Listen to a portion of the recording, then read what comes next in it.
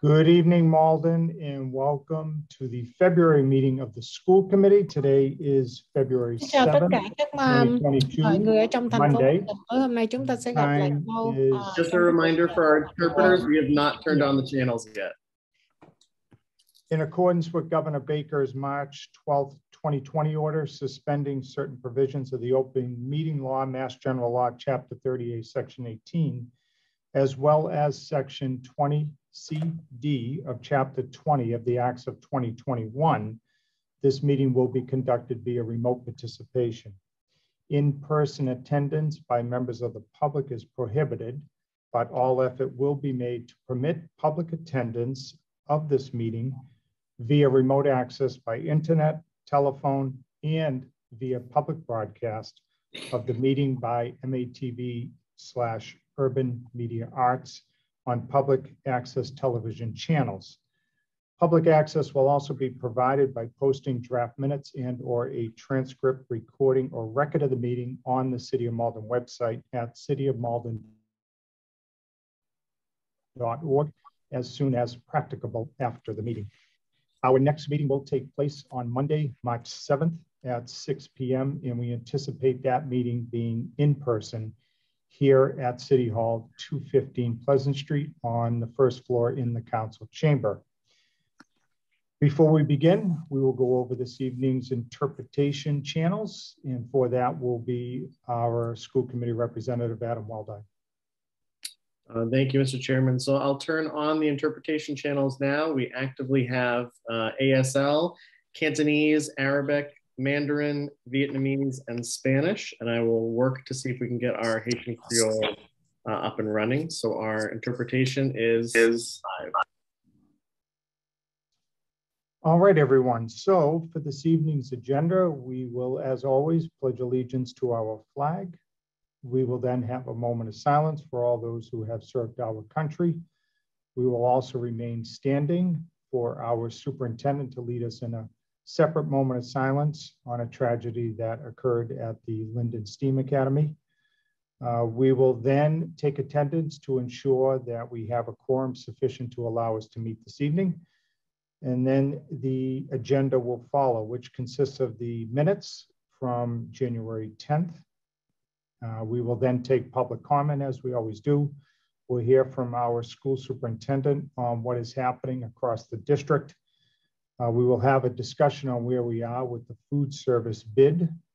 And then we will take up two motions. One is around residency, and the other one is on the Linden Accelerated and Enrichment Academic Program. Then there'll be a moment for school committee members to provide any updates in their respective wards and or schools.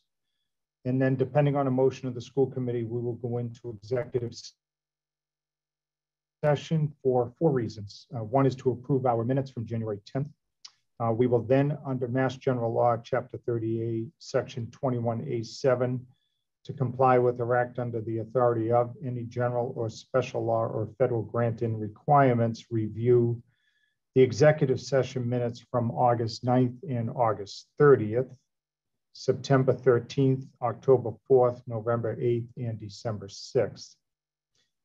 The third item we will take up is to talk strategy in preparation for non-union personnel contract negotiations for the positions of assistant superintendent, curriculum instruction and assessment, as well as assistant superintendent for diversity, equity, and engagement. The final reason we'll be going into executive session is for a non-union salary review for the assistant of director of human resources and executive assistant to the superintendent. Then we will come back out. We may or may not act on some of these items in executive session, and then we will move adjournment. So if there are no questions, I would first ask everyone to rise and salute our flag. I pledge allegiance to the flag of the United States of America and to the republic for which it stands, one nation, under God, indivisible, with liberty and justice for all. Please remain standing for a moment of silence in honor of all those who have fought for our country and continue to do so today.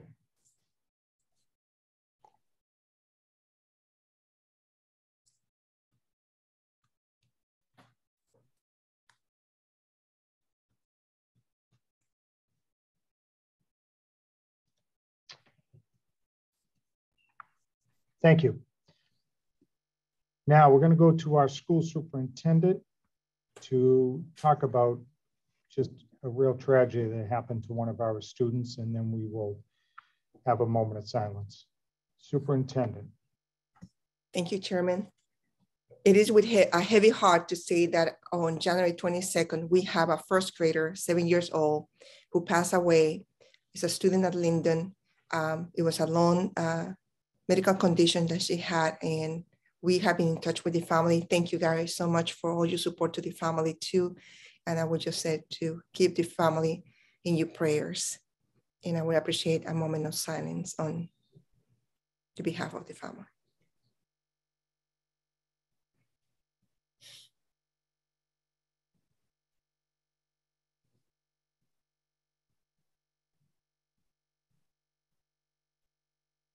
Thank you all. Thank you. Thank you. All right, now let's take attendance. Mayor Christensen, Here. Mr. Drummy, Mr. McCarthy, Here. Ms. Spadafora, Here. Ms. Macklin, Here. Mr. Weldai, Here. Mr. Gray, Here. Mr. Bernard, Here. Ms. Rose Zyberg, Here. Superintendent Noriega Murphy, Here. Student Representative Jean. Here. All right, everyone. So we have a quorum that is sufficient to allow us to legally meet this evening. Let's get into the agenda. The first item is the approval of minutes. Regular session minutes of January 10th, 2022. Motion? Motion by Ms. Second. Spadafora, seconded by Mr. McCarthy. Any questions on those? Hearing none, all those in favor say aye. Aye. Aye. Anybody opposed? The ayes have it, that carries unanimously. Training session minutes from January 15th, 2022. Make a motion. Motion by Mr. Weldai, Second. seconded by Mr. Bernard. Any questions on those? Hearing none, all those in favor say aye. Aye. Aye. Anybody opposed? The ayes have it, that carries unanimously. The second item on this evening's agenda is public comment. This is an opportunity for members of our community to address the school committee. We ask that you state your name and address for the record and to please keep your comments to just a couple of minutes. Mr. Weldai, as always, will help us administer this portion of our agenda. Thank you, Mr. Chair. For anybody who would like to participate, please just use the raise hand feature on Zoom or type your name and address into the Q&A. Or if you're on a phone, you can dial *7.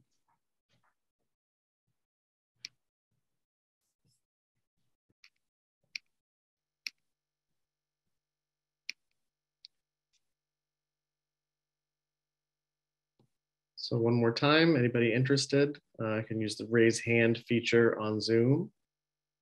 Type your name and address into chat or dial *7 for our 2 phone callers. We have one. Lisa Sears. Hi, good evening. I just wanted to put in a reminder about librarians for all of the schools, just to make sure that it's in a future agenda to be considered, that each school will have its own dedicated librarian. Thank you. Thank you.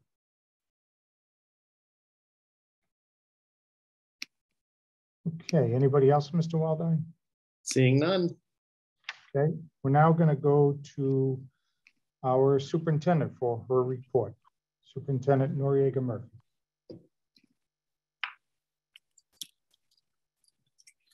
Thank you, Chairman. Good evening. Today we are going to have only 3 presentations. One is by our partners, Malden Reads.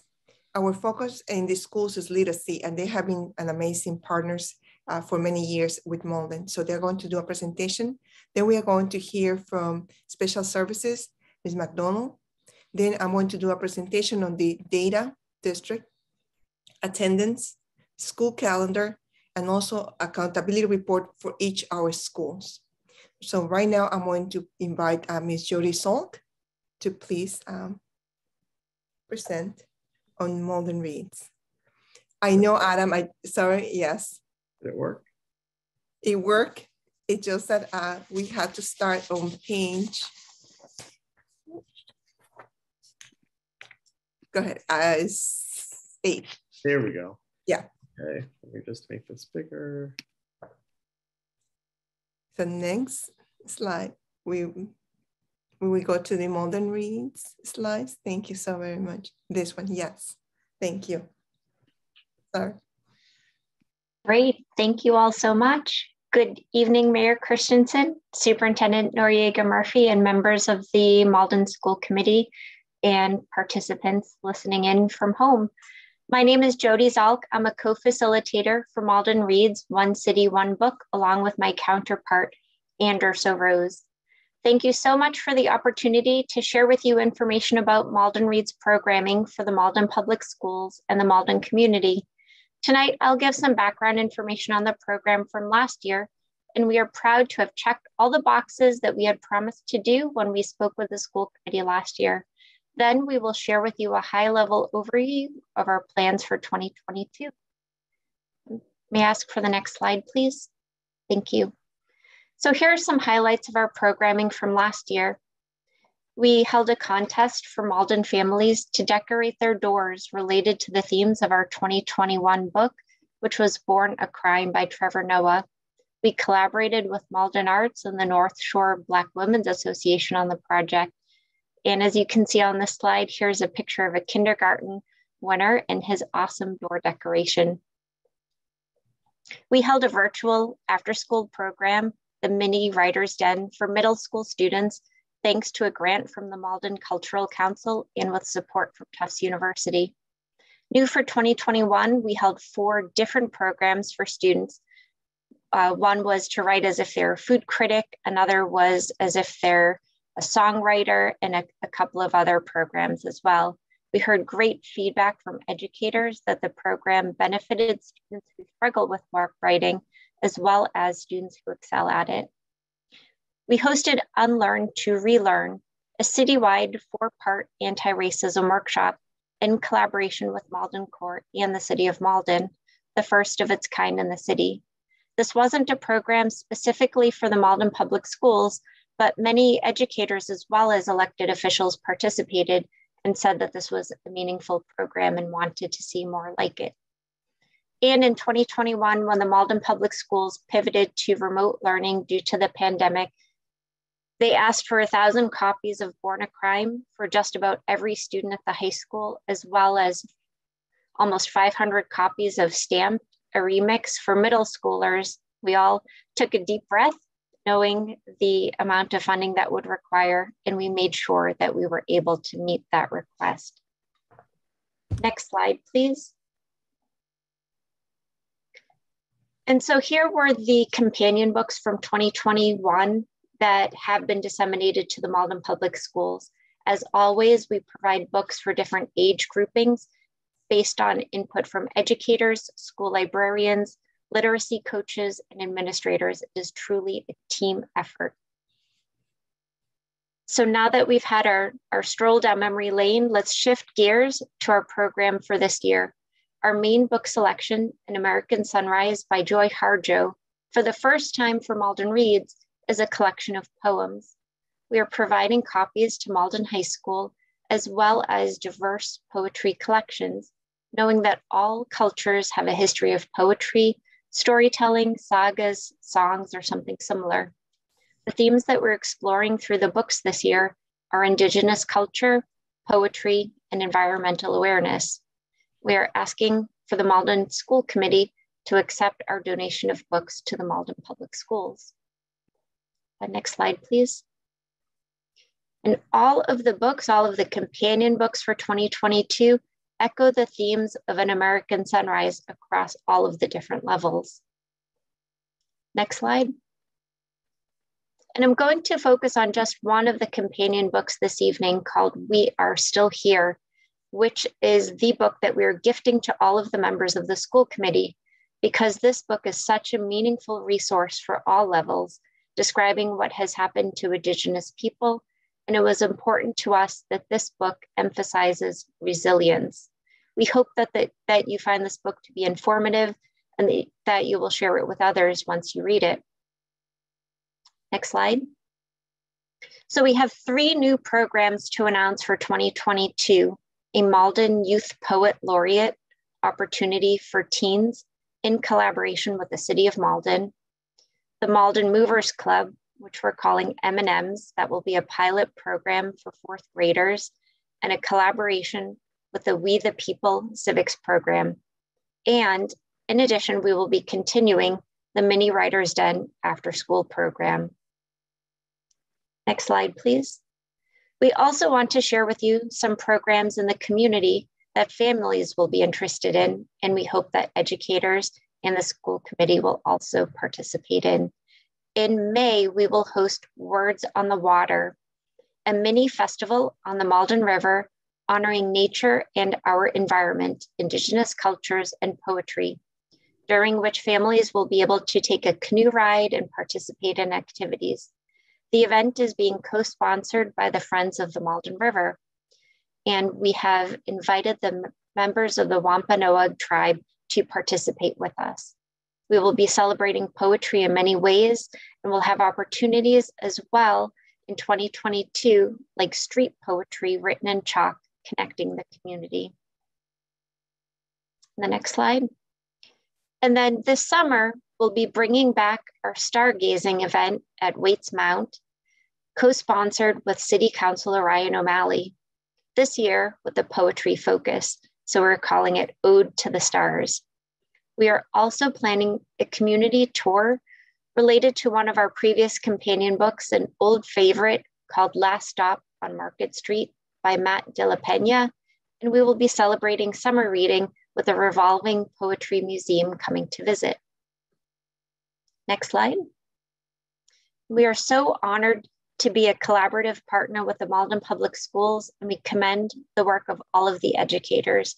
We are gearing up for this year's program. We invite everyone to join us, follow us on our website, as well as social media, and sign up for our email newsletter at this link here. Thank you all for your time, and I would be happy to take any questions you may have. Thank you, Jody, for the presentation. It is a great partner to have Malden Reads working closely with all our teachers. And we want to make sure that reading is fun for the students, that they can explore, and at the same time get to know their city. So thank you so much to you and also to Linda Salt for all the work that you are doing to bring reading alive, authentic reading. And that's what we want to experience for all our students from pre-K to 12. So thank you for that. I don't know if there are questions for Jody. Mr. Weldai, I believe. Did you have a question?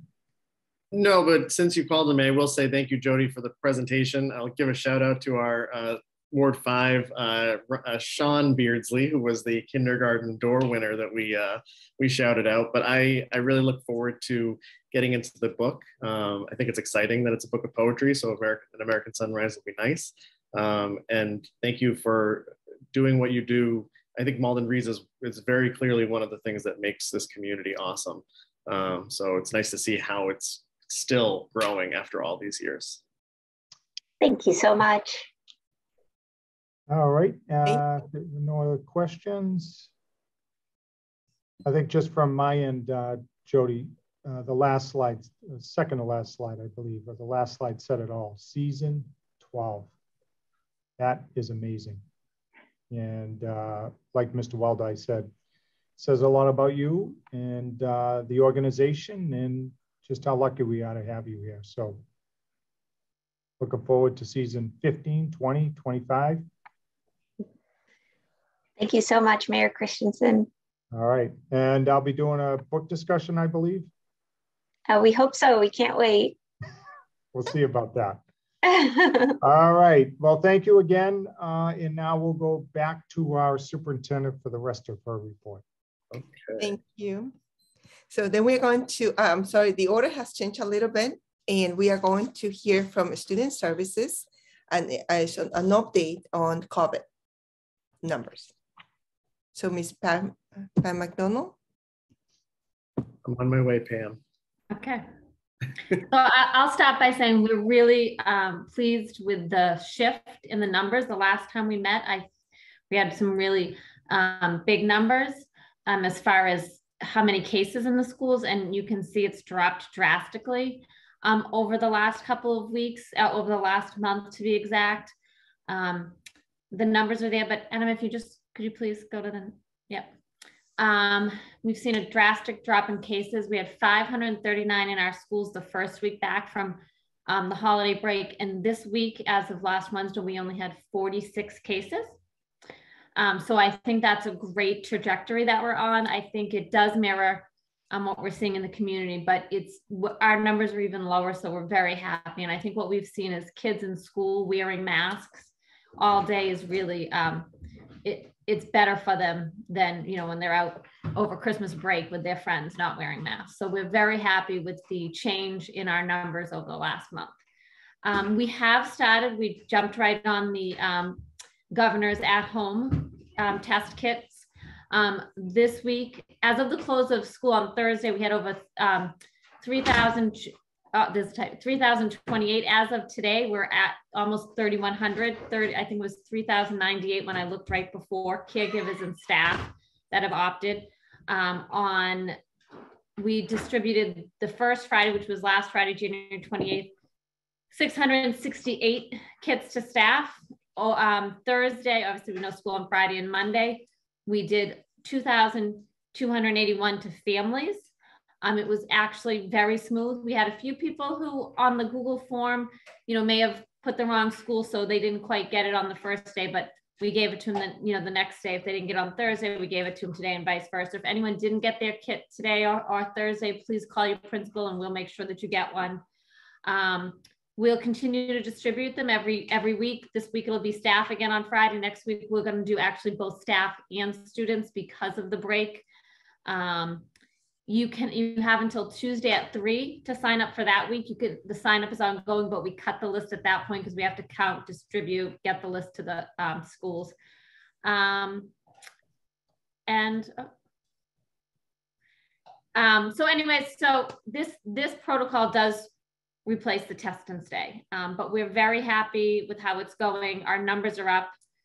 We have more people participating in this than the in-school testing. So we're happy about this. We're happy to have another level of surveillance testing. Overall, we had 2,700 doing in-school, and overall, we had, like I said, at this point, 3,098, I believe, when I looked right before, opting for the in-home. So we're really excited about this new venture. And lastly, the only other thing I have to say is I really want to congratulate the ELC. They just achieved a new 5-year accreditation from the National Association of Education of Young Children. So that came in last week, and we're very proud of Tamara Lawrence and all of the staff at the ELC and how hard they have worked to get that accreditation. It is a very, very arduous process, and they hit it out of the park, and we couldn't be prouder of them.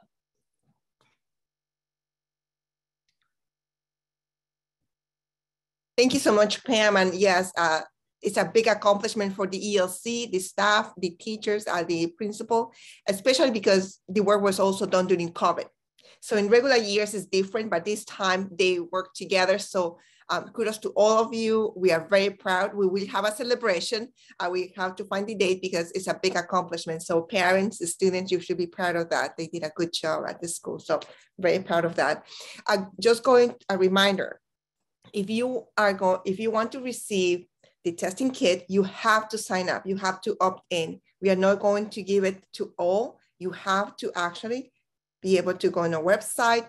You can fill out the paper form and send it to the school, and we will be glad to enter your name, the information for your child. That's the only way that you're going to be receiving a test kit from home. So please, I encourage you to do that. Thank you, and Adam, sorry for giving you all this craziness. And yes, I'm going to start with accountability. We always go over the data about enrollment. So enrollment is 6,381 students.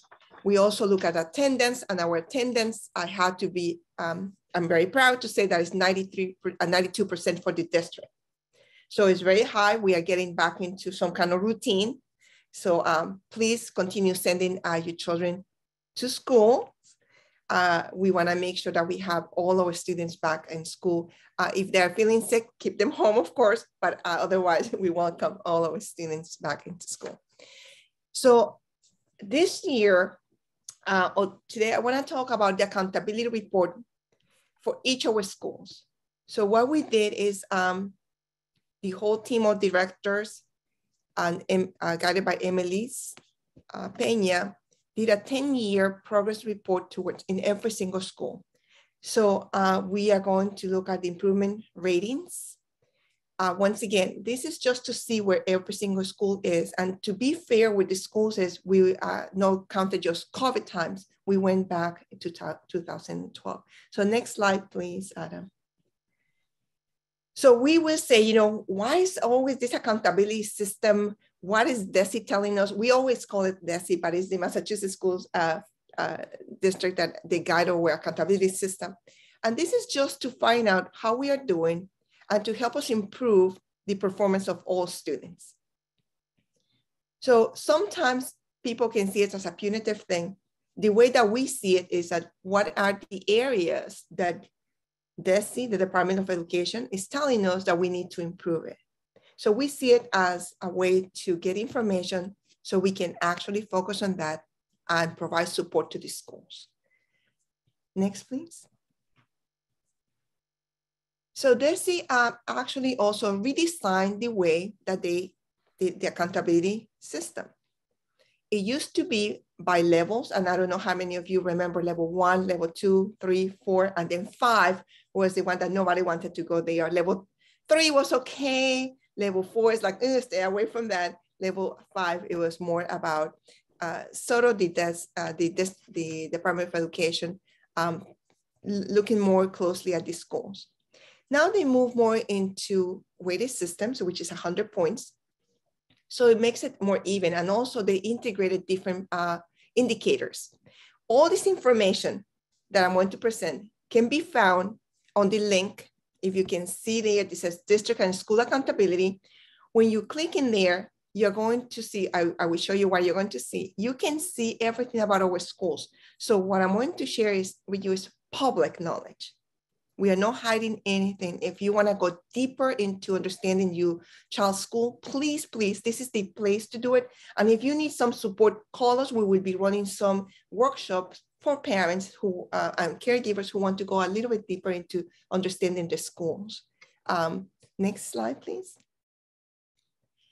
The question that we are asking, how come, you know, the state is going to count accountability when we were through COVID? The good thing is that the accountability determination will stay the same from the year 2019, which we said this year, we call it, we are being harmless. It doesn't mean that we're going to stop the work. That means that the accountability will remain the same for this school year 2021. And that is because not many students were able to take MCAS. And as we know, it was a lot of things going on, remote, blended model, everything happening for our students, for our teachers. So we are very happy that this year, the accountability will remain the same for 2021. Next, please. So what are some of the highlights of the system? They look, of course, at student achievement, student progress or growth. We are looking at the high school completion. That means getting a high school diploma in 4 years. Then the progress towards English proficiency for English learners, chronic absenteeism. So therefore, please send your children to school. It's important. Students cannot learn if they're at home. They have to be in school. Then they look at the advanced coursework completion. There are other indicators. So if you don't mind to go next slide, please. We also have other indicators for accountability. We know that every school, every student, everybody has to work for 180 days or 185 with the snow days. Time on learning. We are accountable to make sure that every single student at certain levels have to complete a minimum of 990 hours of instructional time for high school, 900 hours for K-8 schools, and 400 hours for pre-kindergarten. So when we are going to look at our schedules, master schedules, we have to be, is based on 185 days, and also with these hours on time for learning. Thank you. We went from targets to weighted percentages, and that's a little bit about the level 1s, 2, 3, 4, 5 that I talk about, to now percentages. And everything is going to be based on 100 points. There are some indicators that have the categories of no high school students. All students have to perform well. The lowest performing students too. We are paying more attention to the lowest performing students, because if we have lower students performing, that means we're not doing a good job. We have to make sure all our students are having access to great, excellent education, and they're all coming to school, and that we are providing support for their learning. With the high schools, it's the same thing. We look at all students, we look at the lowest performing students, and we look at the possible points that schools can obtain, a total points, and then the weighted percentage. I will go more in detail later on, but basically we want to make sure that all our students have access to great education, and that we are deploying all the resources needed to in the schools to make sure they are going to be successful. All right. Any questions before I go into the accountability report for each school? Any questions? I'm doing my checking for understanding, because I know this can get, no? Okay. So the accountability report goes from the district. That means the district is accountable for all the schools. So you will see some reflection of that. Then we are going to go for every single school: BB, ELC, Fairway, Forestdale, Linden, Malden High School, and Selenwood.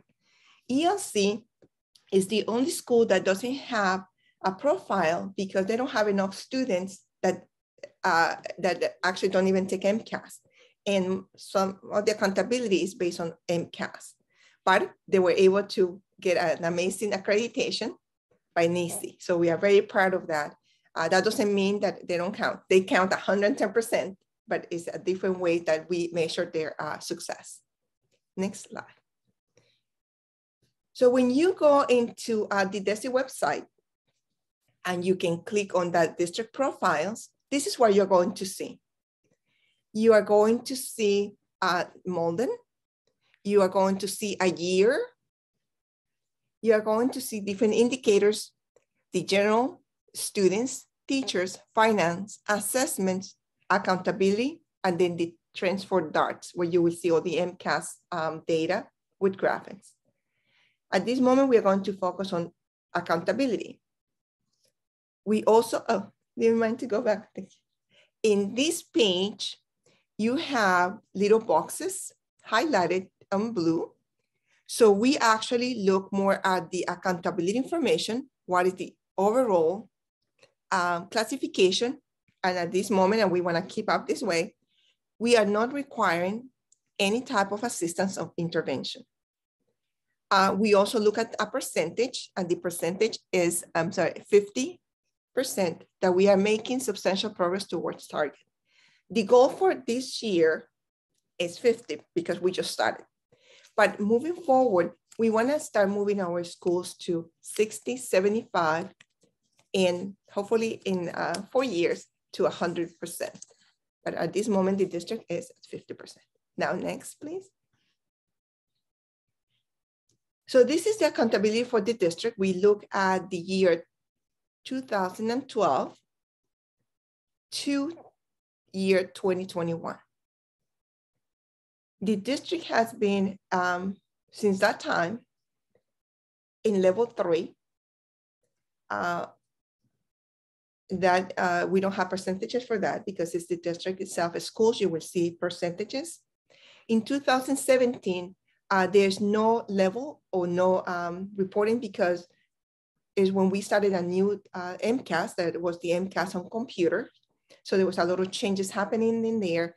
So all the districts in Massachusetts were just kept harmless because it was a new transition to new MCAS. MCAS used to be pencil and paper, but now it is actually all online.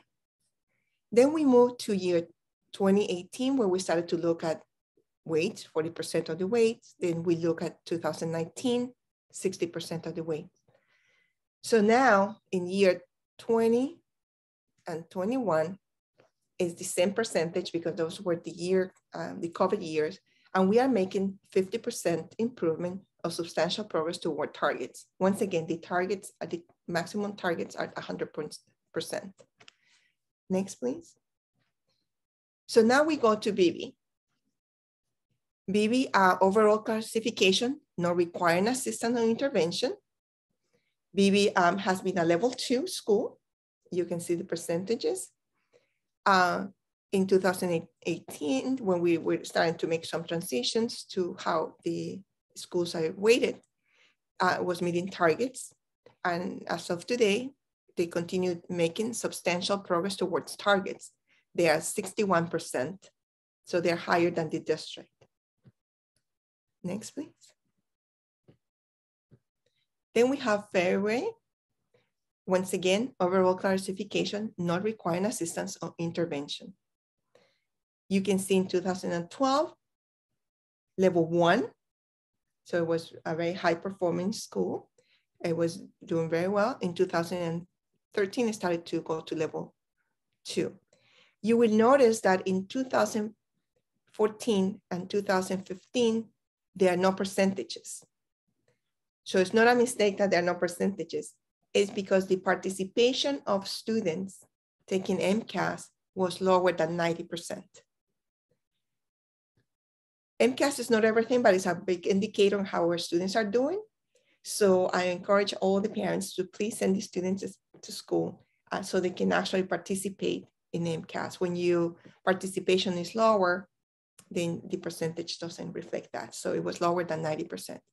Then we go back to 2017, no level because of the changes in there. And at this moment, Fairway is at 59% substantial progress towards targets.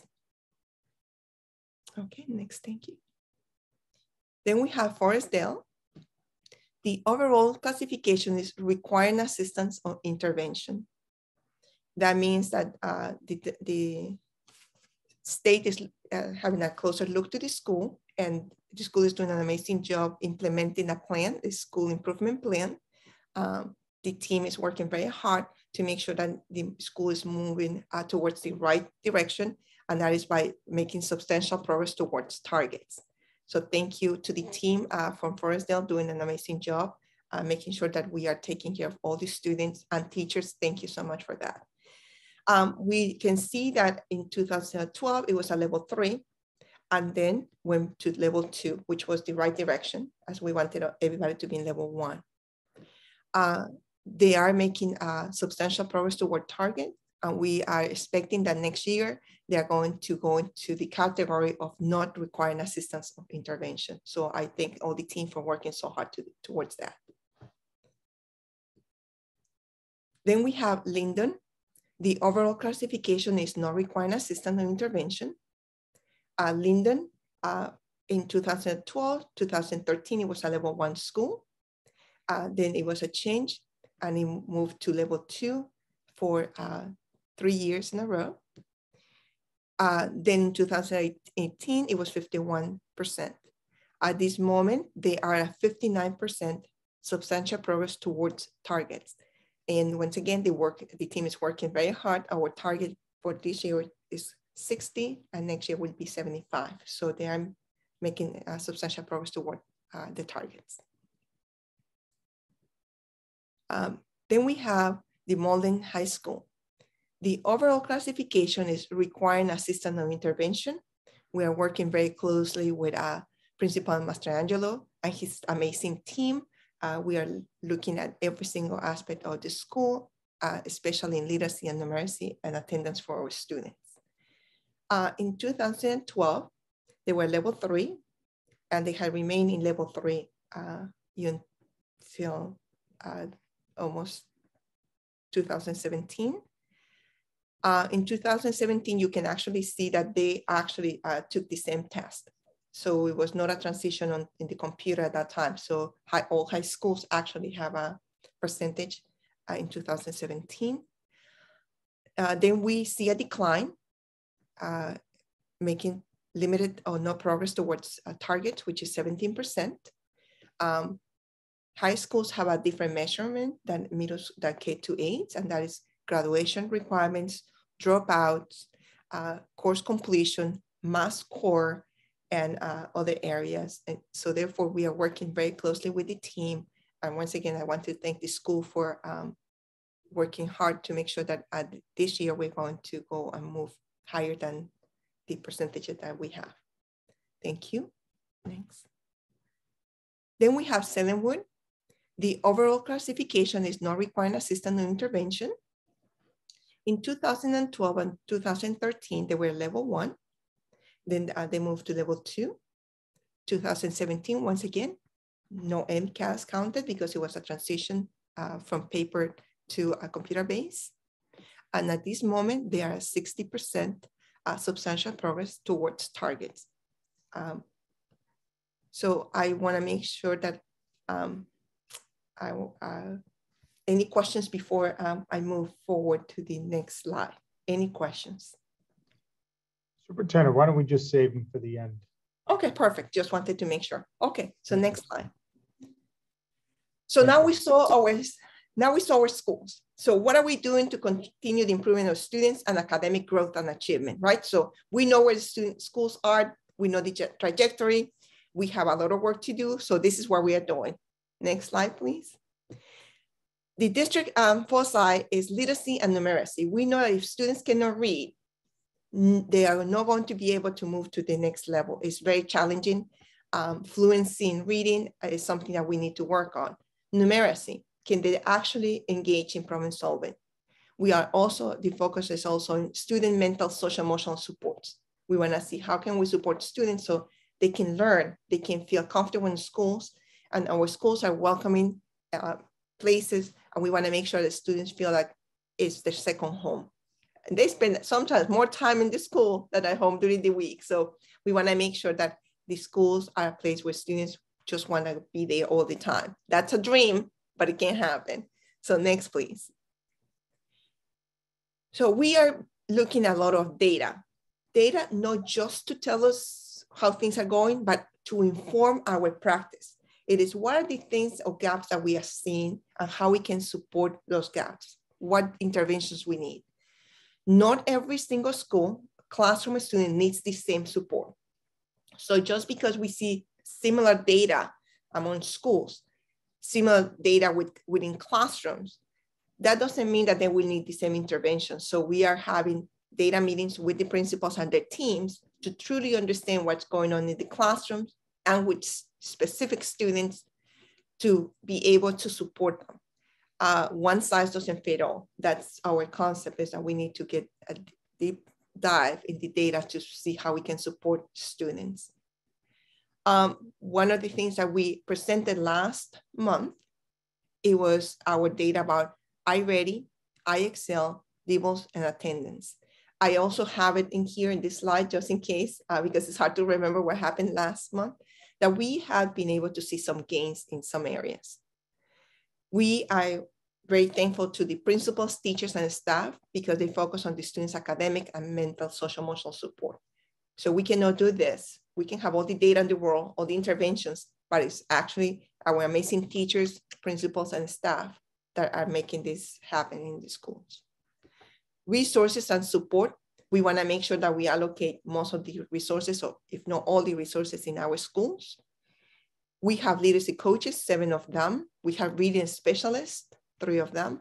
Part-time literacy assistants, 34 of them. These 34 are not all hired because we have not been able to hire all of them, but and they're part-time. So anybody who is interested, please apply. We have teacher leaders in the schools, in four of them. That's at the high school level. We have STEM coaches. We have 5 of them. Part-time math assistants, 45. Same thing as the literacy assistants. We don't have all of them in the class, in the schools. The role of the part-time literacy assistants and math assistants is to work with specific students or to be able to work with individual students.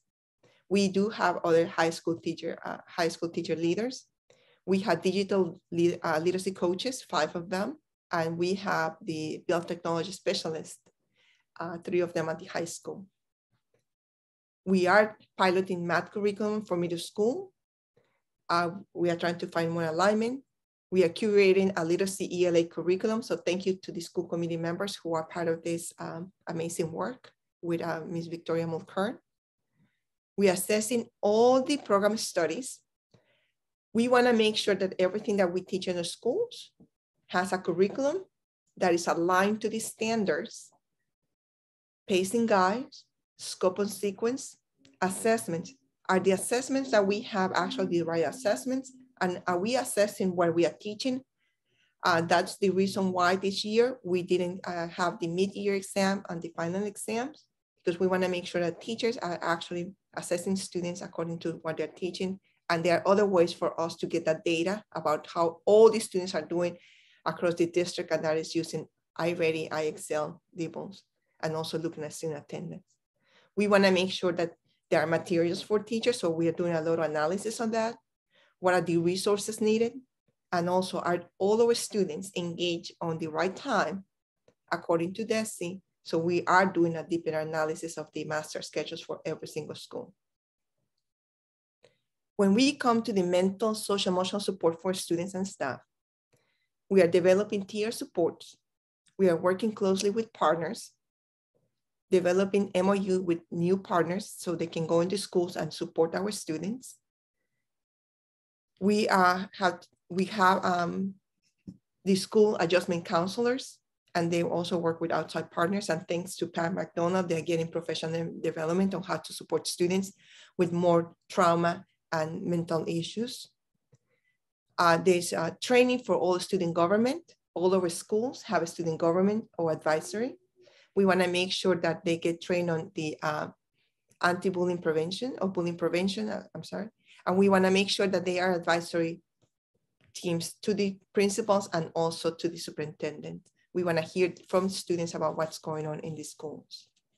So for teachers, we are offering professional development, M.G.L preparation courses for staff who would like to become teachers. We want to make sure that our next teachers are within our paraprofessionals who are in the school, so they become teachers. We want to make sure teachers get the opportunity to get other certifications, such as special ed or ESL. So we want to encourage more our paraprofessionals, staff who want to be in the classroom to please let us know so we can provide them with support. Next, please. This is the data that we presented in January. And this is just to see how our students are doing. And we had the 3 academic targets. We want to make sure that in reading for the iReady for DIBELS with grades K to 8, and for grades K to 10 with the IXL district, that we are going to see some improvements in our academic targets. Last time we reported that we saw an 8% increase of progress towards the goals. And we are very happy to report that, because coming back from COVID and also from this hybrid model, we are seeing the results of students being in school. All right. We also are, once again, trying to make sure that the students get grade level complex text. They are going to be able to have some reading strategies. And the focus, again, is literacy. We need to make sure all our students are reading at grade level and above grade level. So we have 3 tiers: the ones for the students who are below grade levels, the students who are at grade level, and the students who are above grade level. The high school has a great partnership with a college where our students can have the opportunity to take college level courses. We also have students that are in high school struggling on how to read. So we want to make sure that we are actually supporting all our learners in all our schools. Next, please. This is Dibbles, and this is an opportunity where we also see how students are reading, and we saw an increase in 4%. So we are, again, very happy about the progress that our students are making, and we are measuring this constantly. We did it in September, December, and May. We are going to have one in May. So we will hopefully get to our target, which was 65%. Okay, next. Once again, this is with interventions, and we see it in every single school where they have centers. I see teachers working with students. I see our math assistants, literacy assistants, having small groups, our paraprofessionals, and trying to make sure every single student is getting customized services. Okay. With math, the same thing. With IXL, we see some increase, and we know that we're going to meet our target, because our target for the school year is 45%.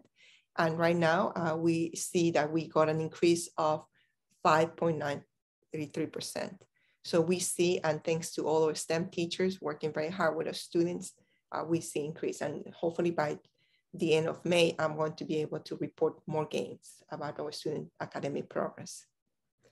Thank you. And once again, the next steps are here. And this is something that we presented last month. This is going to be available to you in our website by the end of, by tomorrow morning. And this is once again to make sure that we are going to look at the master schedules to make sure that math has the right equal time or air time as ELA and literacy in the schools, as well as science. All right, so that was the accountability, and I'm sorry, it's a lot of numbers, and but these are the announcements. We are going to have the Stop the Stigma Day with Malden Overcoming Addiction on March 9. We are going to have blue ribbons in our school, so please get your blue ribbon. This is an amazing event. Ms. Larissa Doherty has been able to train some parents at Linden. We are welcoming parents or caregivers to come and help us during lunchtime and recess. And that means that we will do the query for you. We will process that. There's a training on how to do it, what to say, what not to say. And that is once again done by Larissa Doherty, our Assistant Superintendent for Diversity, Equity, and Inclusion. Our Aspen online registration is live. Yes, you can go and check it out. If you are registered already, you don't need to do anything. But if you have friends who are looking into enrolling the students in Malden, this is the way to go. It is online. And if you need any training, anything, let us know, please. So far, Ms. Doherty has met with 4 schools and council teams to discuss the bullying prevention plan, and she is going to meet with more other schools. There are community meetings in progress, so we are going to, we have 65 participants engaged in this work, including students, caregivers, community organizations, and staff representing all 7 schools and central office. We have 50 current educators, and I think it's a little bit more as of today, who need to pass the M.G.L and who are seeking additional licensures in special ed and ESL. So we want to make sure that if you need something, you need the support, teachers, paraprofessionals, to either renew your license, your teaching license, look for additional licensure, or you're exploring to become a teacher, to let us know, so to see what program will work best for you. We are going to have, during February and April vacation, acceleration academies. Those are for specific students who are not performing well, who need a little bit more support to make sure they get back on track. And we are happy to announce that we received three actually, social emotional grants. That means it's going to be able to help us in the work that needs to happen in the schools. All right, so that's any questions that you have.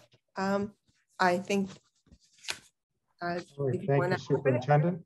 Let's see questions of the members. Let's go to Ms. Spadafora first. Thank you, Mr. Chair. Thank you, Dr. Noriega Murphy, for that. It was extremely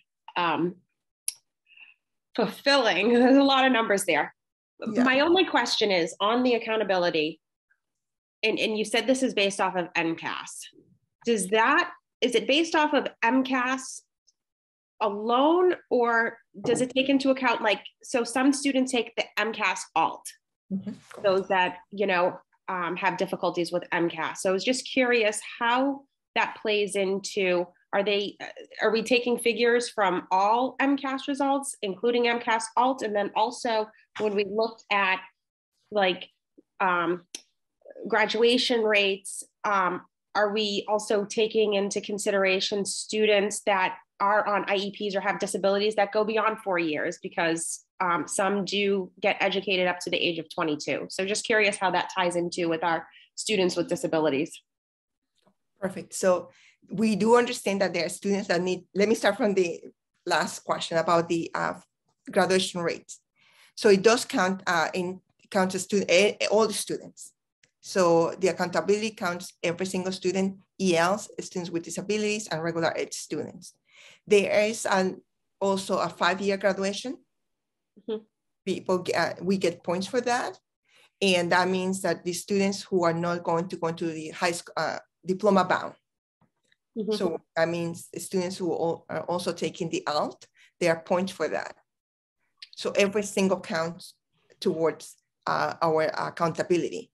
We want to make sure that the participation of our students with disabilities, ELs, is high.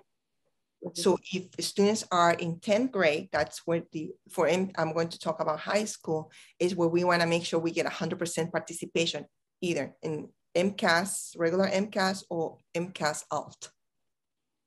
Now, the quality of the MCAS alt, the portfolios, is that we have to work more into that, because we should be getting the highest point when we work closely with students. So I would be glad to actually do a presentation about the what goes into every single indicator of the accountability for next meeting, because it is a little more complex.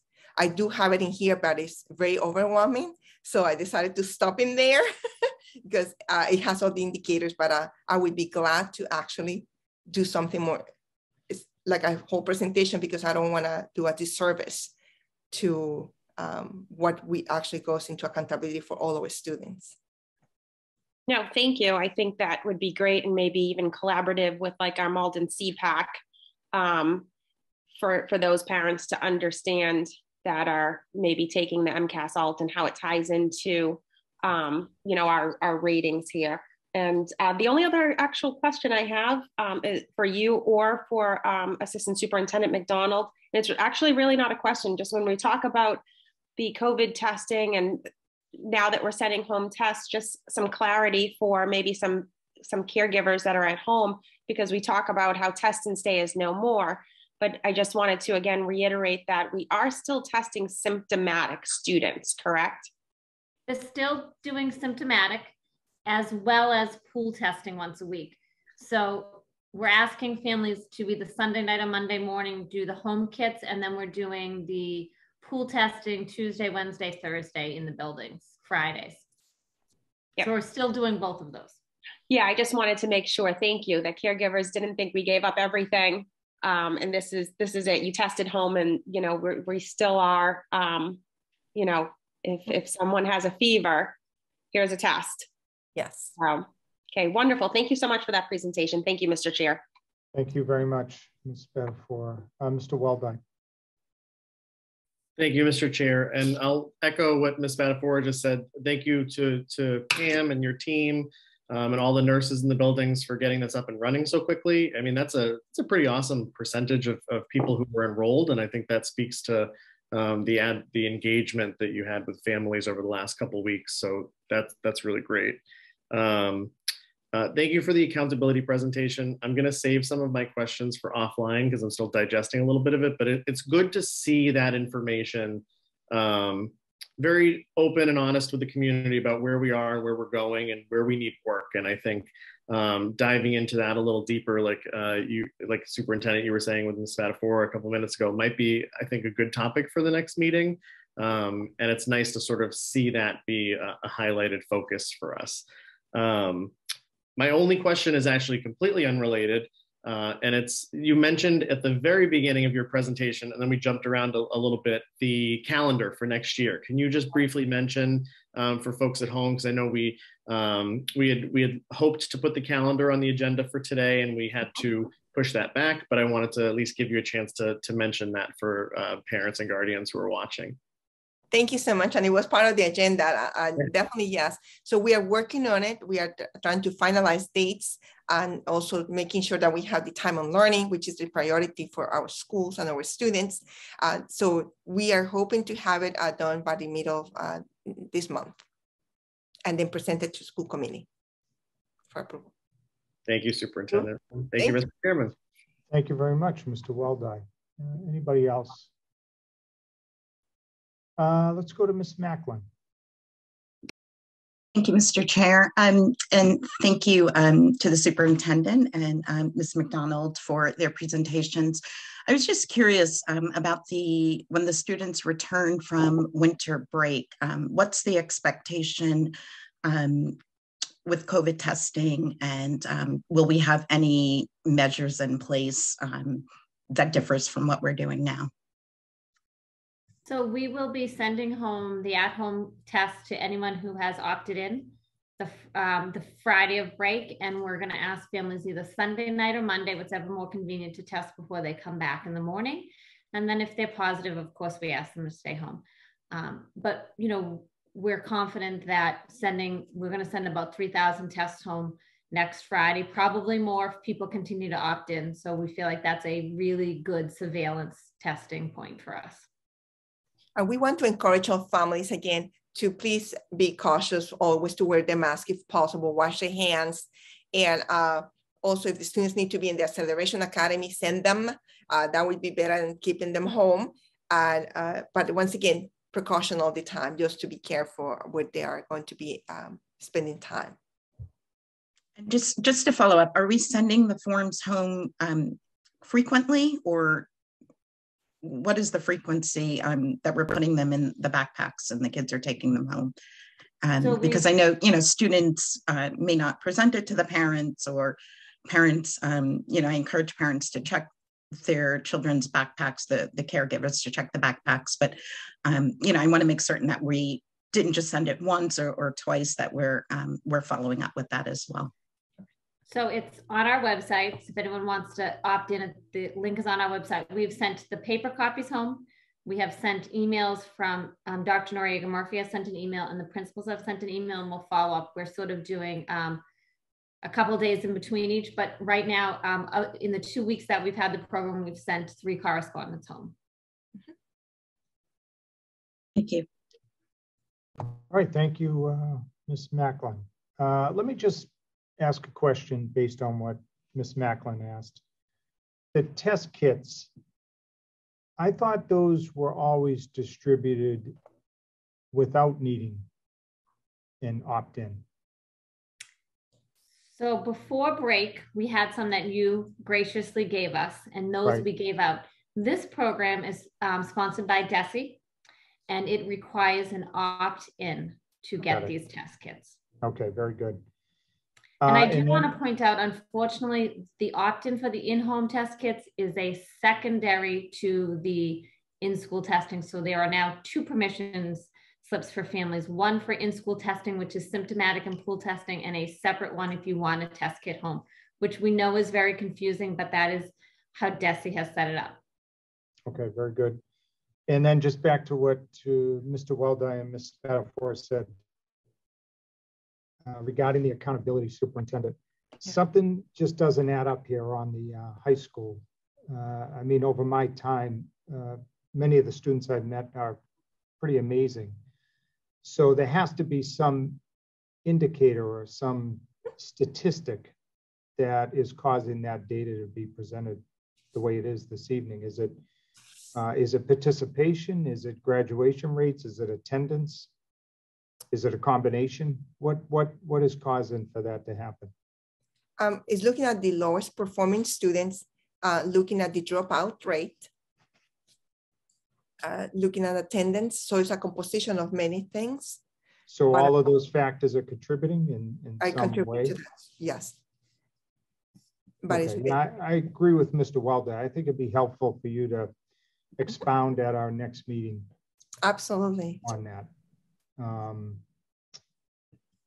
Okay, and then another question, Superintendent, just curious, because you've been in education for a long time. You've seen the system that graded it by levels, and now you're seeing this new system. Which one do you prefer? I actually like this system better in a way because it is part of my presentation here, but it would be too much right now. I think it would be better for next time, where I will be glad to give you which are the indicators, what are the possible points, what is the weight for each point, and actually to see how many points each of our schools have attained. But I just decided to stop because it is overwhelming. I understand that. So therefore, next meeting, I will be glad to go deeper into what the percentage of the school. So this is very, very clear where we can have some, how can I say, potential work to do because it's based on attainable points. So it gives you a total of how many points you can attain and actually tells you how many points our schools actually obtain in that category with the indicators.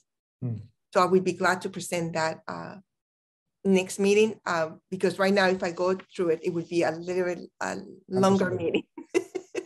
You also mentioned 2019 was the last time they really stopped and took a look as to what was going on. And they combined 2021, they took a hiatus. How confident are you that they will get back to where they want to go in 2022? Or does it all depend on where we are with the virus? With the virus, exactly, yes. Okay, and when they do, if they do go back in 2022, what will they use for comps? Will they just start back to 2019 and use that as the base? No, the base is there that we have. The one that they have, that's the one that they're going to be using, but it's going to go back into the attainable points. So every year is different. Every year we can actually improve. That's the beauty about this. That's never back about how we did before. It's actually saying, this is your baseline, do better. Okay. Just and the indicators are very clear. Yeah, just a few more questions. I was surprised to see June, we end the school year 53%. Then we come back in a couple months later and it's at 32%. How is that possible? What do they do? Test in September? Yeah, we did a baseline. We did a baseline. Yeah, that is correct. We look at how they did last year when we closed, and we did a baseline as soon as the students came back to see, to monitor the growth. But those two other barometers held tight. Are you surprised that this one indicator dropped so precipitously in 2 months? It's so many variables. The attendance for students. Right, but the other ones did not. Dibbles and I forget the other one. Those actually IXL. Yeah, those were pretty much online from June to September. But iReady, it's a 20% drop. So one of the things that let me go back to June 2021. That was at the end of school year. I do not know how the test was given. Right. When they came back, this is where students 32% were doing. we saw an increase of 40% in mid-year. We noticed that it happened because the students were actually in school. So we noticed that students getting direct teaching and learning really make that increase, that jump into the percentage. Okay. Just two final ones. So you said at the beginning of the presentation, 92% on average attendance as of today or as of this week. That is correct. And you sounded, which you should be proud of that. What was it in September? Let me go back to the slide in there. Give me one. You said it in a way, has it gone up from where it's going back to actually when December from January, because in January we had a little bit of a dip in there. So let me go here. And Adam, if you don't mind to go to slide number 6. I didn't put the comparative. I always have it, but not today. Oh my God. So in the past, it had dropped. We were into the 80s, and I don't have the comparative data at this moment. I usually have it, but not for this one. My apologies. Yeah. We presented it, but it went to the 80s, and I was concerned about that. And that was when we came back from January, and we know that it was because of COVID. The numbers were really high, students staying home. So we are back on track. Okay. So this is more what we see now in this attendance is pretty much very similar to how we started school. Okay. And so the school committee gave you the authorization to fill, I think it was 2 nursing vacancies, or actually there were new positions, I believe. Have those been filled? We have, okay, go ahead, Pam. We've been working hard to fill them. We do have an LPN that is starting on Monday with us, but the job market is tight, but we're happy to at least have an LPN starting on Monday. Very good. Okay. Again, I can't help, Superintendent, it's just sticking in my craw. That high school slide, yeah, there's something that's not adding up there. All right. And I'd be curious, next meeting or even in between. I know we meet, every week. Right. Just based on my experience there's something that's not adding up from my vantage point. Are all those schools using the same data? So the data, the indicators, yeah, categories. I know the high school has a few more indicators, but that is correct. So the high school has more the 4-year cohort graduation, right? Extended engagement rates, the annual dropout, and the high school completion. Yeah. Okay. So out of 12 possible points, we obtain only 1. So I can actually, if Adam, let me share my screen. Oh, Adam, do you mind to please go to this slide where it says Malden High School Accountability and press on the link on the top? So that is slide number 35. But so is that looking at a subgroup of those students, or is that all students? It looks at both. It looks at everything. So this is the new indicator. Let me see if I can. If you click into 2019, Adam, please, and the year 2019. Thank you. And you scroll down. I think that's, here we go. This is the one. So in here, it tells us what it is. And okay. If you scroll a little bit down a little bit more so I can see the top. No, I actually up, sorry, the other way around. Okay. So it is the low participation rate of students with disabilities. So we need to focus on the target groups. So if you look on the bottom, and now you can look up at the indicators. Can you move it up to the indicators, please? Thank you. So we have something called points that we can earn, the total possible points for all students. Then we look at the lowest performing students, and we also have the points earned, total possible points, and then the weight. So with achievement is one category in itself. With that, in the high school, you can have 12 points because you have your English learners, you have math achievement, science. So the total, I'm sorry, the English language arts, you have the achievement totals is 12 points that any school can actually obtain. Our high school obtained 2 points. And this is the area where the weight is 40%. So achievement in itself is 40%. Then we go and look at the lowest performing students. Once again, is you can get 12 points maximum. That category is 67.5%. This is actually the category that we need to pay more attention to because it's where we can get more percentage of. The high school got 0 points. So that means that we have to start working more with the lowest performing students. And usually that is the part where the ELs and also students with disabilities is part of that. The same thing with growth. They did well. Out of 8 points, we got 6 points, but it's only 20%. That category is only 20%. Then we go to the lowest performing students, where you can get a total of 8 points. We got 3 points, and it's 22.5%. Then the other schools don't have what the high school have, and this is high school completion. Okay. 4 years cohort graduations, extended engagement rates, and annual dropout. We can have 12 points, and this is the orange line. We got only 1 point. And that is 20%. That category is 20% out of the 100. Then we go and look at English language proficiency total. That means how many students who are ELs are making progress towards proficiency. We have 4 points, and that's the purple block. The block is the purple one. We have 4 possible points. We got 0, and that is 10%.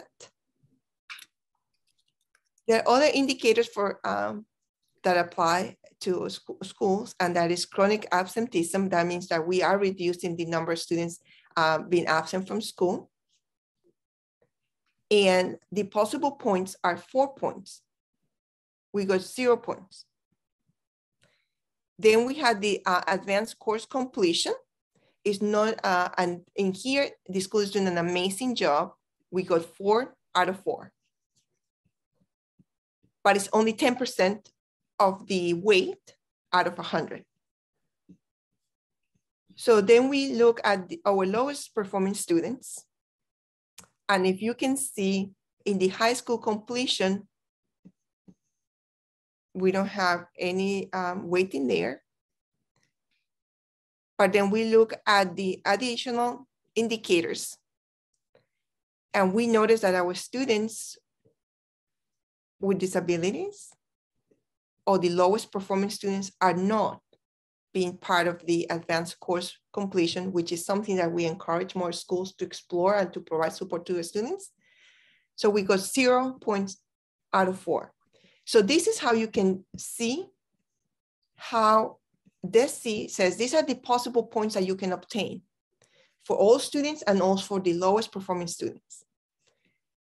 At each bucket, like the blue for all students is 40%, for lowest performing schools, 67.5. So that's the area where it's big. It's a big chunk of the distribution of percentages. We notice that we are not, we have a lot of work to do in these areas because out of 12 points in all students, we got only 2. And for all lowest performing students, we got 0 points. So this system, in a way, even though right now, I'm sorry, it might be, for this system is very clear on how our schools are measured, and every single school across Massachusetts is measured the same way. It's what we have control over and then we need to focus on is to work on the possible points by making sure students are actually making progress and moving towards achievement in ELA, math, and science. The superintendent, you're saying whether you agree with this or not, it's the game, right? This is what we have to work under, correct? These are good indicators because yes, these are good indicators where we can make progress. So it's a very clear prescription. Yeah, and, but I mean, some could argue that the percentages may be applied differently, but regardless, it is what it is, and you have to work within the system, right? Yes. The only thing I might say is 2019, this is when this snapshot was taken, right? Correct. Yeah, which I thought at that time, we were in a big transition at the high school, if I remember correctly. Maybe not, but anyway, I've taken up enough time. I just, like Mr. Weldai said, I'd be curious to learn more about this. I will be glad to do it. It was part of my presentation, but it's very detailed that it will take more than an hour, but I will be glad to do it next meeting. Absolutely, yes. Yeah, because it's something just, it's just, again, I'm thinking back to June when we crossed those students across the stage. This does not indicate, their achievement and what I know of them. So, but I wonder how much of this is just collecting good data. But this is actually about MCAS too. So the achievement and growth are based on MCAS. And those are 10th graders or students who take it at different levels. Right.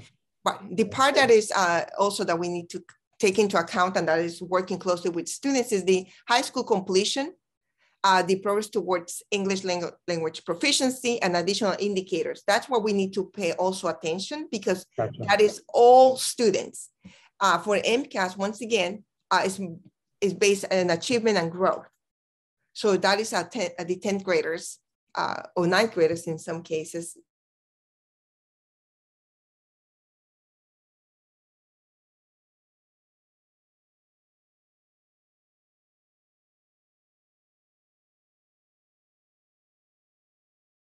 Opportunities to go to advanced courses. And Superintendent, if you go back up top, I mean, even as participation, that would help, right? Correct. Yes, that and we had already that conversation with Mr. Mastrangelo about the participation of students. Absolutely, yes. So, and the team is amazing at the high school, and we see that 17% has been a chronic thing. So, Adam, I'm sorry if you don't mind to go back to my slide with the high school, would be great. Thank you. So as we see, it's a pattern that we have seen. Let me see if I can, it's a slide number, oops. Geez, if I know, my apologies, I have it right here. But that's all right, Super. I've taken up enough time. I apologize. Let me go to Mr. No, but there are good questions that you are having because I'm sure other people have it. So thank you. So, so right now, as you can see, is not new to these 3 years. So we are working and we will continue working very closely with the high school because it has been level 3 for 10 years and now is moving a little lower for the last 4 years.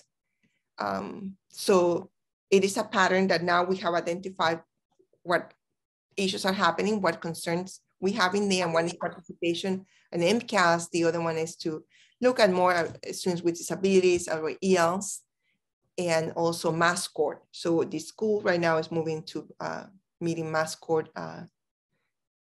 So it's a lot of indicators that we are already working on, and thanks to the team at the high school, they are doing an amazing job addressing this. So predictions will be that next year we are not going to be at 17%. Yeah, it's just superintendents. Just again, I'm sorry to hop on it, but no, please. They get 4 out of 4 on advanced programming, advanced studies. But then up top, they're getting 1s or 0s or 2s on the core subjects. It just doesn't make sense. You would think if you're getting 4 points out of 4 points for students taking advanced classes, then the indicators up top, which I presume are made up a lot of those core subjects, they would be getting 4s or 3s on those, you know? It's no, because it's not apples to apples. So on the top you see is MCAS, so it's different students. yeah, that's true, yeah. And MCAS is the 10th graders, 9th, is how actually we're getting students, not just for MCAS, but in literacy, numeracy. Can the students actually write an essay? Can the students do some analysis? Can the students approach open response question? Can they do it in math? Can they actually explain the answers? The same thing with science. Can they make connections? Can they read the questions and actually apply their knowledge in a written form? So that is what we had to work, well, from pre-K actually all the way to high school.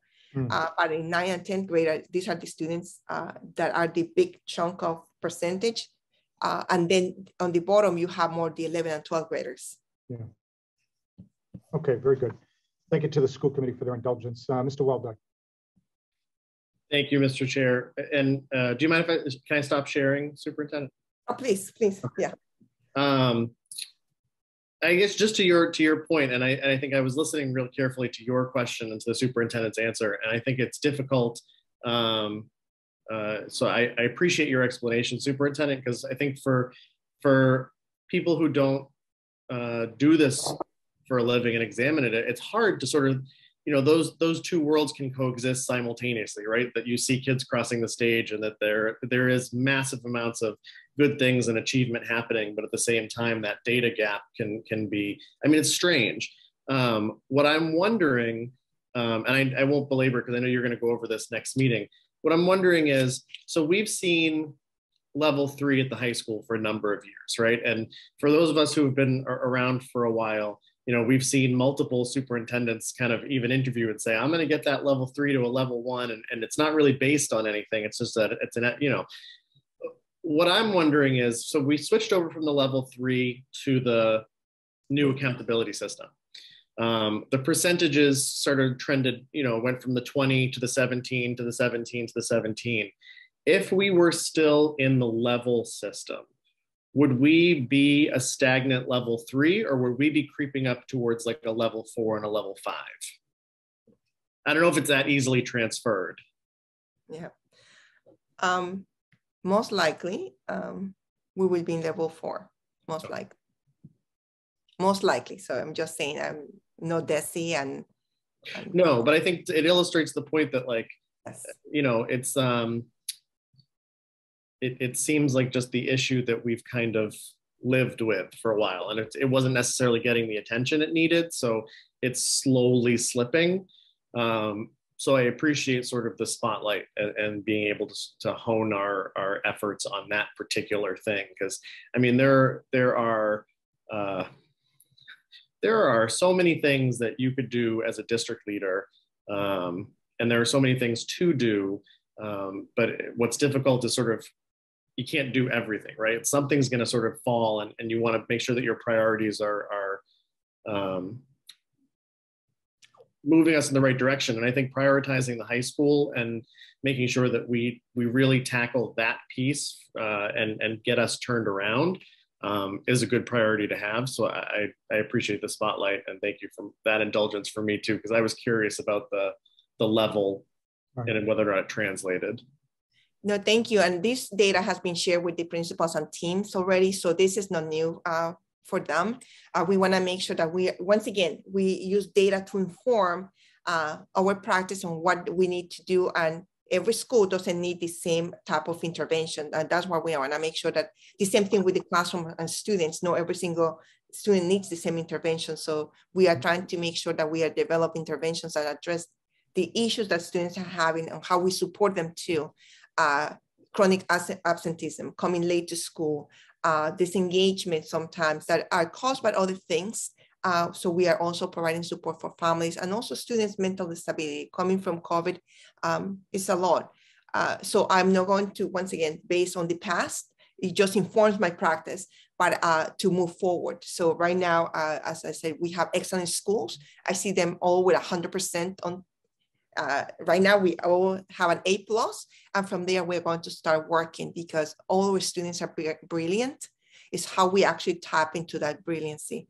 And our teachers are working very hard. We want to make sure that we are going to be strategic in what we are working with the students, because some things sometimes don't work for all the students. So, and our teachers are differentiating. We just want to make sure that we are going to do it in a different way, in a better way, working together. Once again, the magic happens when the teachers are doing it.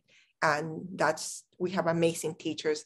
So we know that next year, even before next year, you will get a report on how every school is doing in terms of student growth. And that's why we presented the baseline data last month. So we are going to give you more information about our schools, because that is our work. It's how do we move students forward to be successful?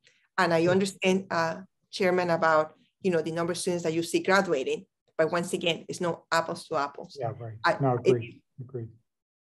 Sue, can you just, for next meeting too, let's give Principal Mr. Angelo an opportunity to weigh in on this? Absolutely. Yes. Okay. All right, everybody. So thank you, Superintendent. And now let's go to subcommittee reports. We want to hear from Ms. Spadafora on how we're doing with the food services. Thank you, Mr. Chair. So, yep, just a brief update. As you recall, we actually had some really passionate people speak in regards to food services back in November. So a brief update, we did put out a request for proposal that was released on January 10th and closed on January 27th. Part of that proposal, Ms. Mertz held a site walkthrough for the vendors that were interested in applying on January 19th. And at the close of that time frame on January 27th, we have received 3 responses to the RFP. So we have 3 vendors interested. And with that, part of when we put out an RFP, DESE requires us to form an advisory task force. So to say, those are the people that are going to be reviewing the RFPs and ultimately voting and sending it up to the school committee as a whole for our final vote. I had worked or have been working with Mr. Conifrey. In a previous meeting, he had talked about forming a wellness committee to review our wellness policy. And I thought it was a really good opportunity for us to combine the 2 into one. I think, nutrition obviously, definitely falls under that umbrella under wellness. So we have worked together to put together a wellness committee that will be meeting for the first time this Wednesday. That will be reviewing the responses to the RFP from the 3 vendors. The committee is composed of, so we have some getting a background feedback, sorry. Nursing, so our director of nursing, as well as myself, Mr. Conifrey, of course, our director of guidance, some employees within our Malden Food Services as well. We also have some physical and health educators at the 5 through 8 level, the K through 4 level, and the high school level. We also have some collaborators coming in from Cambridge Health Alliance. We have a parent that happens to be, has a background in nutrition as well as pediatrics. And we were really inspired by a certain student that spoke to us in November on the importance of having healthy meals and wanted to bring that student on board as well. So we have a 7th grader. And while this particular student, we have another student, isn't necessarily on the wellness committee, I thought it was really important that we have a student of a younger age. So we actually have a 3rd grader that won't necessarily be sitting on the wellness committee, but is going to be going to the site visits and taste testing the food that the vendors prepare for us. So, and I thought it was really important because I know having younger kids myself, they're the ones that are out there saying, okay, this doesn't taste good. I don't like this. You know, and we may serve pizza on Fridays and everybody thinks pizza is great, but pizza is actually one of our downfalls right now. They're not loving the pizza. So I thought having a younger voice to be a part of the process would be great in making the final decision. So, you know, hats off to Ms. Mertz for all the work that she has done in getting this RFP out and making sure that we have, you know, checked off all the boxes, and as well as to Mr. Conifrey for working with me. I mean, we email off the cuff back and forth, hey, what do you think about this? And I'm really excited. And, you know, as much as this is a food service update, after we have completed this portion, which we hope to have completed by the first week in March, that way we can, if there's any differences in budgets, we can then provide that to the budget subcommittee to work through. The wellness committee will then move on to reviewing the wellness policy that's in place, revising, revisiting it. So really excited that they're working, you know, hand in hand with each other, nutrition, wellness, health, PE. So very excited. And again, a big thanks to everybody that's put in the hard work. And I'm excited to see what this committee is gonna do. Good, very good. Great update. Any questions? If not, we're gonna stay with Ms. Spadafora on the residency policy. Thank you again. So the Policy and Procedure Subcommittee met on January 18th with Assistant Superintendent Doherty, as well as our Welcome Center Director, Joan Federico, to review the current residency policy that was actually brought to us in our last school committee meeting. And it was really, so we voted on a few things, but there was really one major aspect to the residency policy, and that was, how do we make it easier for people moving into Malden and enrolling their students and not having to wait, you know, weeks on end to make sure that all the documentation is up to par. And one of those specifics was allowing tenants to submit a residency affidavit that's signed by the property owner, rather than having, in the past, we'd actually have to have the property owner come and verify essentially before documentation is notarized. So this now allows a tenant to have the landlord sign off, send the affidavit in with a photo ID of the home owner, the landlord. That way, the Welcome Center can then verify through, you know, the records of deeds to ensure everything's up to par. They notarize it, and we move on. So this is going to move the process through a lot quicker, and hopefully satisfy the requirements of DESE to make sure that we're getting students into the classroom as fast as possible. We also, along with adding that one particular item, we've added having a copy of, if someone has a landline phone, we can use that as proof of residency as well. And updated our, to include a mortgage closing document. So if someone purchases a home in Malden, they, you know, have, you know, closed, they have that piece of paper, but they don't necessarily have like their first month's mortgage bill. They can still use that as proof to expedite the process.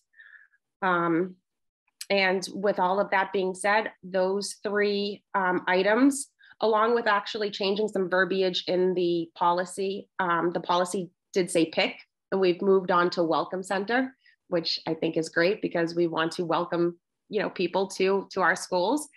That vote went and passed unanimously with the Policy and Procedure Subcommittee. All right, there you have it, everyone. So any questions? I think it's in your packet. You've had a chance to read it. So if not, we'll entertain a motion. Motion by Ms. Spadafora, seconded by Mr. Weldai. Any questions? Everybody clear? Just for the members, Ms. Spadafora, this would take effect immediately pending the vote, right? at 7:45 p.m. Okay. And Absolutely. Superintendent, you'll transmit this to Desi? Okay. All right. So no questions. All those in favor say aye. Aye. Aye. Anybody here opposed? Hearing none, that carries unanimously. Now, Mr. Weldai, Ms. Spadafora, they're going to talk about the Linden Accelerated Enrichment Academic Program. This is actually a quick and easy one, Mr. Chair. Ms. Spadafora and I just wanted to make a motion to refer this to the Equity and Opportunity Committee. I know that we had done a great deal of work over the past year or two, and because of some pandemic-related concerns, we had put a pause on new enrollment, and I think it was, we just want to make sure we do our due diligence as a committee to have the discussion again prior to enrollment season and packets going out soon. So ideally, we'll do this before the next month, but we just wanted to make a motion to refer this to Equity and Opportunity. Okay, Ms. Spadafora, is that covered? Hit it right on the head. And I think, we wanted it to go to Equity and Opportunity specifically because I think we want to look a little bit deeper into just the curriculum being offered and making sure we are being equitable in regards to the enrollment. So be happy to second a motion if Mr. Weldai. Sure. Well, let's see if there's any preliminary questions of the members. I don't think so. So Mr. Weldai, you're motioning. It's seconded by Ms. Spadafora. Any other questions before we vote? Hearing none, all those in favor say aye. Aye. Aye. Anybody opposed? All right, so that's referred. That carries unanimously. All right, now next up is executive session. But before we do, are there any quick notes that members want to make in general during personal privilege? Ms. Spadafora, and then Mr. Weldai. Thank you, Mr. Chair. So just a really quick update that Wednesday, February 9th, so this Wednesday, Title I is going to be hosting a virtual cyber safety workshop. The Attorney General's office is leading the presentation from 6 to 7 p.m. and a link will be available afterwards for anybody unable to attend. But the key to this is also the content that they're being presented is very adult only focused. So if you are going to attend, please make sure children are in another room, maybe in bed, and whatever it may be. It's just going to be a little bit more high level adult focused. And then also the BB School Site Council will be meeting on the 16th at 5 p.m. via Zoom. And lastly, I just wanted to, we had another loss in the city, and that is former Vice Principal Paul Finn has passed away. So I just wanted to offer my condolences to the family, as well as the family of our young student at Linden STEAM Academy. Thank you. Thank you. Mr. Weldai. Thank you, Mr. Chair. Echo what Ms. Spadafora said about my old assistant principal, Mr. Finn, who was a wonderful man. Gave me one of my first attentions I've ever had, but I also knew how much he cared. So he was a great man, and I think his contributions to the system, they'll live on. And just another note that this week is National School Counseling Week. And I know that the Malden Public Schools pushed this information out. I got some at my work as well, but just say thank you to your school counselor. They particularly now are doing a myriad of social emotional support, helping people at the top levels applying for college, getting through school, and being more than I think they ever signed up to be, just like teachers. But in many cases, I think our school counselors are counseling teachers as well. I know that I've gone to mine for a number of things that she could support me with too. So thank you to all of our school counselors. The work that you do is truly appreciated. And thank you, Mr. Chairman. Is it me, or can anybody else not see Adam being in detention? So I'll have to get that story offline. Anybody else? If not, we'll entertain a motion to go into executive session. for the purposes outlined at the beginning of the meeting. Make the motion. Motion by Mr. Bernard. Second. Seconded by Mr. McCarthy. Clerk will call the roll.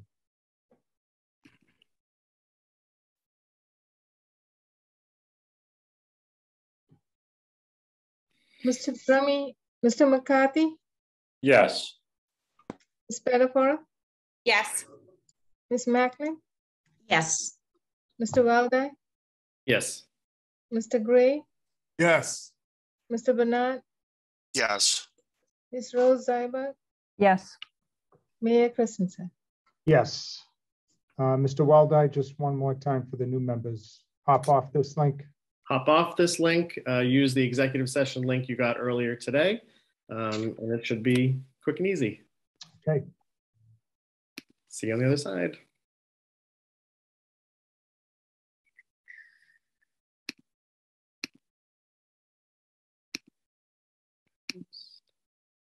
Thank you to all of our interpreters.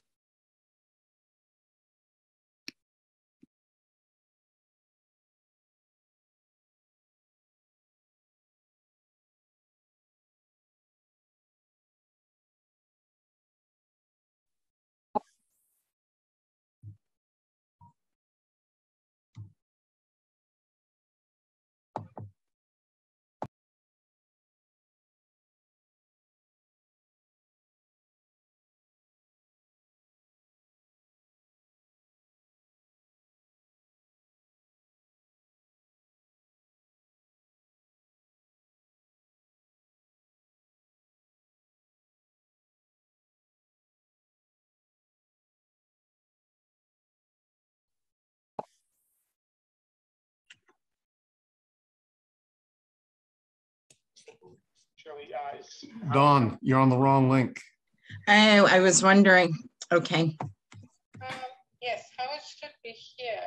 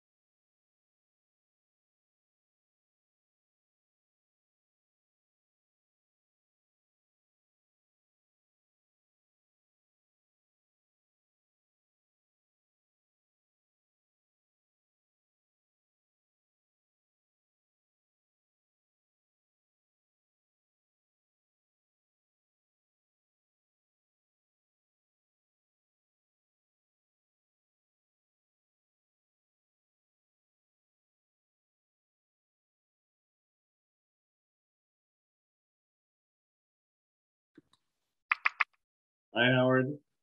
See ya, thanks. Yeah.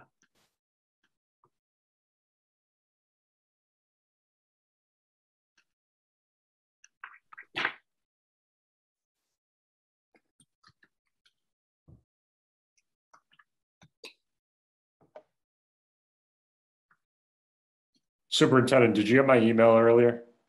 Yes, and they're going to get back to me tomorrow morning. Thank you. No problem. Thank you. And I'm Yep. looking forward to that. Yes. Recording in progress. Oh, sorry. Adam. We'll get good at this. Just in time to go back to the chamber. All right, I think we have everyone. Okay, everybody, any motions? Motion by Ms. Spadafora.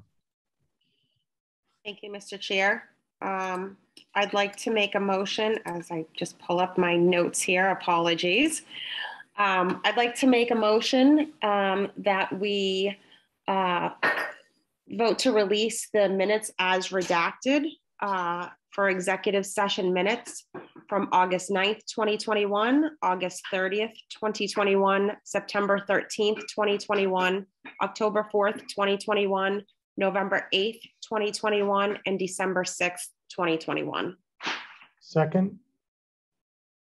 Second. By Adam, Mr. Weldai. Any other questions on those? Any questions? If not, all those in favor say aye. Aye. Aye. Anybody opposed? The ayes have it. That carries unanimously. Any other business? I'll make a motion to approve the contract for the Assistant Superintendent of Curriculum, Instruction, and Assessment until June 30th, 2024. So extending it by 2 years? Okay. Is there a second? Second. Seconded by Mr. Bernard. Any questions on that, everyone? Hearing none, clerk will call the roll. Mr. Drummy, Mr. McCarthy, Yes. Ms. Spadafora, Yes. Ms. Macklin, Yes. Mr. Weldai, Yes. Mr. Gray, Yes. Mr. Bernard, Yes. Ms. Rose Zeiber, Yes. Mayor Christensen. Yes, it carries unanimously. Any other business?